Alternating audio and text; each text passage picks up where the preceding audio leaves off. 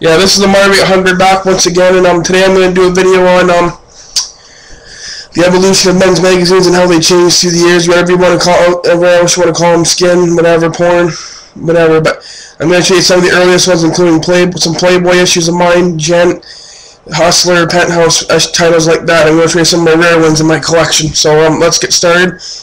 I'm showing you the evolution of men's magazines. Okay, the first one is from June 1957. And it is a Gent Bloover. Now, this is what they looked like back then. It was called the Gent back before it was called the Approach to Relaxation back before it became home known as the D cups. I don't think Gent changed home with the D cups until like 1970.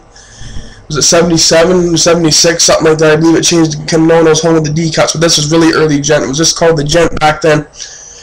Then you see a married couple in the front. How different married. You know, in the 50s, people had to be married to actually have sex. They didn't.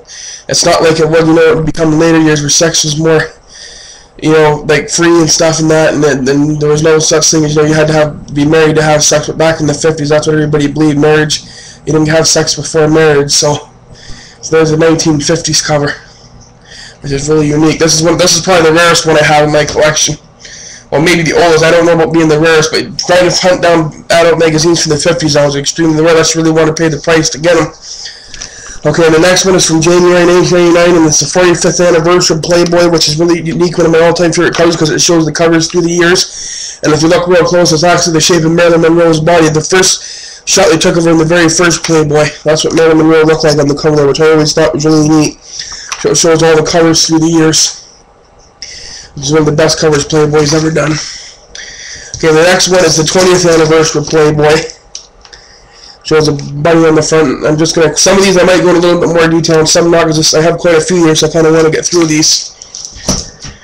Okay, the next one is the 40th anniversary of Playboy. Now, when you open it up inside of this one, when you flip it open, it's got like a flip cover on the inside. It shows you all the covers from right from the beginning up to the present. I'm not going to open it right now, but that's what it shows on the inside. So there's the 40th anniversary Playboy with the bunny on the front. There you can see a little picture of Marilyn from the first cover in his eye, which is pretty cool. Okay, here we have one of the more I just showed you a minute ago. I just showed you what a really old Gent looks like. Here's one more of the more modern ones from January 1982. What was called? It was already known as home of the D cups, like I just said a little bit ago. There's a January 1982 issue, which has Mary Waters on the inside.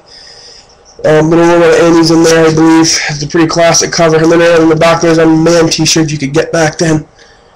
Whatever you like, legs, bum, or boobs. For the back cover. Next one, this one's a really old one. This one I believe is from I think it's like from 1958, I'm going to say 59.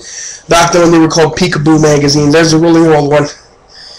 It was known back then as Peekaboo.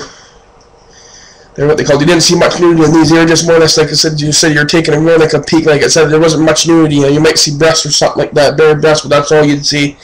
No beavers, split beavers, or anything like that. No one's back that far. Okay, the next one is one of the first Wii that was ever printed when Hugh Hefner still ran it. This was from December. I think this was like the second or third issue ever printed of Wii. There it is right there from December 1972. But Hugh Hefner would later sell it in 1981. When Wii was sold in 1981, it didn't do its good to stay. I think they actually still print Wii, to be honest with you. But there's one from when Hugh Hefner saw it. Hugh Hefner ran it from 72 to 81, so he had it for 9 years before he sold it. So there's Wii from December 1972. Okay, the next one is just a recent. This is from December 2010. XL Girls, which shows Ashley Sage on the front, which is a pretty popular model. That's on the front of that one. This is made by the Score Group. There's just a newer one.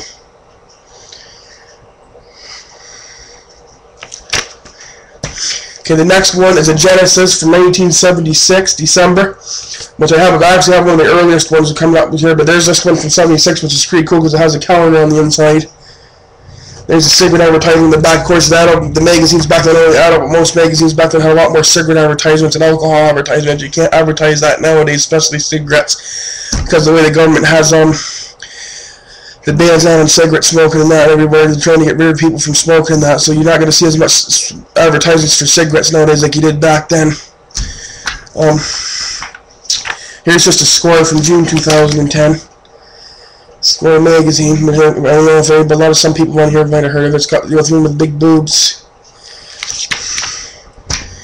Okay, the next one, I'm gonna show that. Put that one aside. Okay, the next one is a Mayfair from 1976, I think. I think this is 76 or 77. It was the biggest issue they ever printed. It was a Christmas issue, 180 pages. Now, Mayfair was from Britain, and they still make Mayfair. I don't know if it's still based out of Britain or not, but back then it was based out of Britain, Mayfair magazine.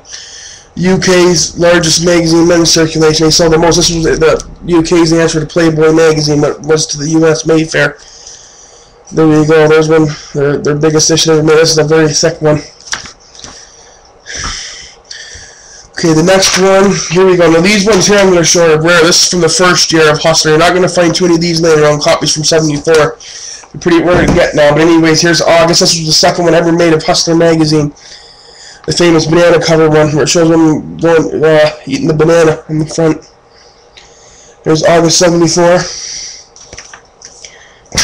There's September '74,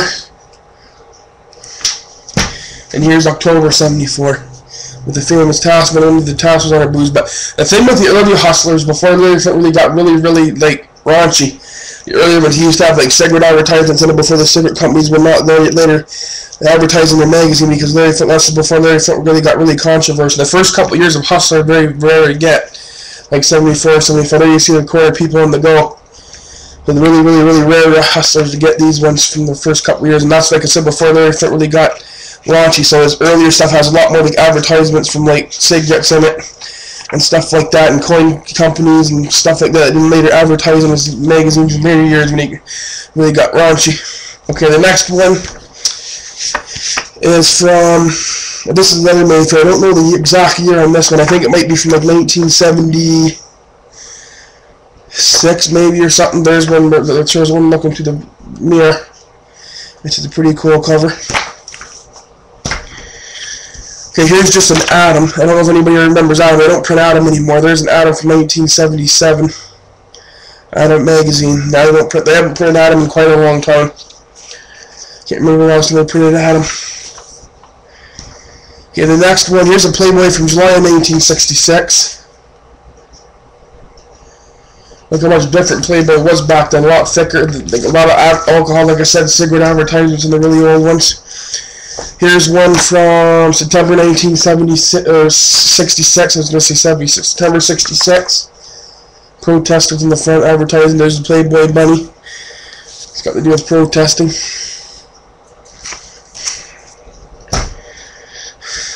Here's a really old swank. This was back when it was still ran by Magnum Communications, I think it's called, or something. This was back before Swank really got raunchy. Nowadays, everybody knows Swank is really raunchy now. But this is from November 1972.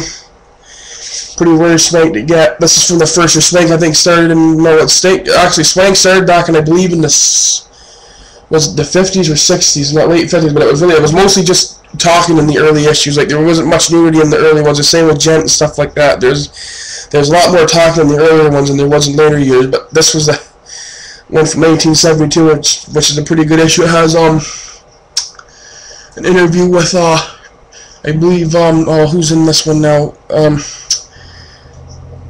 Is it Clint Eastwood? No, it's not Clint Eastwood. I can't remember. One of the movie stars has an interview in this one, but I can't remember who it is now. I have to look to it to see. I haven't looked through this in a long time, but anyways, there's a Swank from '72. Here's a very first ever issue of Gallery, which later became in later years known as the Girl Next Door. It was called in later years Gallery, which became known for. This is from November of 1972. The very first issue. Believe it or not, this sells for $100 online if you can find a copy of it, because it's the very first. Any premiere issue, like I have a few here that are premiere issues, are going to be worth money. Playboy, of course, being the most known one, but not too many people owns that one. But anyways, yeah, so there's the very first Gallery. And I'll just quickly show. There was when the publisher first had it. The very first publisher was what's his name? Let me look. Was Lee Bailey was the very first publisher. And there's the picture of it. Changed quite a bit through the years. Gallery, as it became known as the Girl Next Door, became known to different people that owned it. But he was the original owner and founder of Gallery. So there's the very first issue. Probably a very good one to have in your collection if you collect men's magazines. Okay, the next one is from October 1964. The woman's eye in the front, Playboy again. The next one's from 1963. This is currently the oldest Playboy I own, from 1963. I don't own any from the 50s. But not too many people are, unless you really want to pay the price to get them. They're really going to pay through the nose to get Playboys from the 50s. But 63 is really getting up there. That's cool. And it has Jane Mansfield in there too, which is really cool. Get to have Jane in there. Really good Playboy to have. And the next one's a Larry Flynt publication. I don't know if anybody remembers when Larry Flynt started Chic, but there's a Chic magazine from 1979. I think I might even have the first issue somewhere, but I don't know where it is right yet. But there's one from 79, the first Chic, which is pretty cool to have.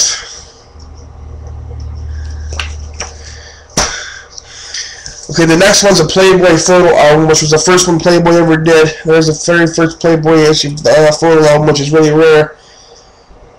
That's what the photo album looks like. It's pretty neat to have. It shows some of the Playmates on the inside. It has a lot of comics and stuff like that in it.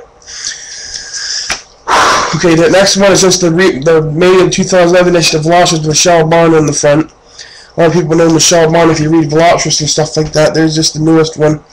And I just got the mail because I subscribed to Velocious magazine, so there's the newest one. Oh shit, I fell. Of course it's got to slip and fall. Okay. The next one, here's another Playboy. I think the rest of these next ones are mostly Playboys. Okay, here's one from January 1970. Playboy magazine, Playmate review. 1970 with the rabbit in bed. There's the first ever cover of Barbie Benton. She did appear in for you otherwise, but there's the first one from 1970. The Hugh Hefner dated for quite a while. I imagine everybody knows who Barbie Benton is. She's been out with Hugh Hefner for quite a while. I don't think they ever got married, but they did go out together for quite a while. So there's Barbie Benton. Okay, the next one is from January 1971, Playmates review issue from January 1971.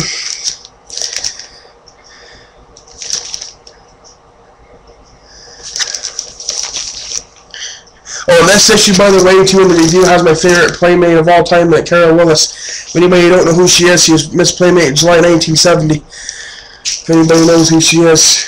She unfortunately died at a very young age. I think she died at the end of 1971. I think it was October 71 in a car accident. Unfortunately, she was only 20 years old when she died, which was a shame. She went so young. Okay, the next one is from October 1970. It's the first ever Twins issue. The first ever set of Twins in Playboy magazine. Which was a very good one to have. Okay, the next one, I just got a couple more. I'm trying to get through these really quick. I only have like a couple minutes. So here's the very first ever Penthouse, North America's Penthouse. This sells for like $300 online if you can find a copy. This is the very first one ever made. And Bob Gitchy only started in North America. The earlier ones were from Europe, I think. I have a couple of them, but this is the very first North American version, which is really rare to get online. It's very hard to find now, the first issue of Penthouse. And then here's just another Penthouse from 1978 that was in the pile. I think very big hairy disco era. And here's just a Sir magazine. They haven't printed that in quite a long time either. Sir, if anybody remembers Sir magazine, there's a Sir from 1974. They haven't printed that since the 80s, I don't believe, Sir. And here's just a really old Genesis, like I was talking about, from that was still written on the side of it. It's fine. Really old compared to what they look like now. There's a really good one to have. This has a Johnny Carson interview in it too, believe it or not. Okay, and then the last one, Playboy Girls of the World, the first ever Playboy special edition, Girls of the World, which came out in 1970. Very rare to find. Very rare to get this one. Here's what the back looks like. And the last one is Modern Man from 1961. With Jean Brett on the front. I believe she came, I don't think she became an actor, did she, Jean Brett? That name sounds awfully familiar. I don't know where I know that name from, but yeah, so there's one with Jean Brett on the front. Modern Man, 1961. So there you go. So anyways, this has been the Marv 800, and that's been me showing you the evolution of men's magazine from some of the earlier years to more of the newer ones. I thought I'd do this video because it's something different. Not too many people's going to have this video, these kind of videos on YouTube, so just something different. Showing you some of the men's magazines I have. So anyways, I'm out.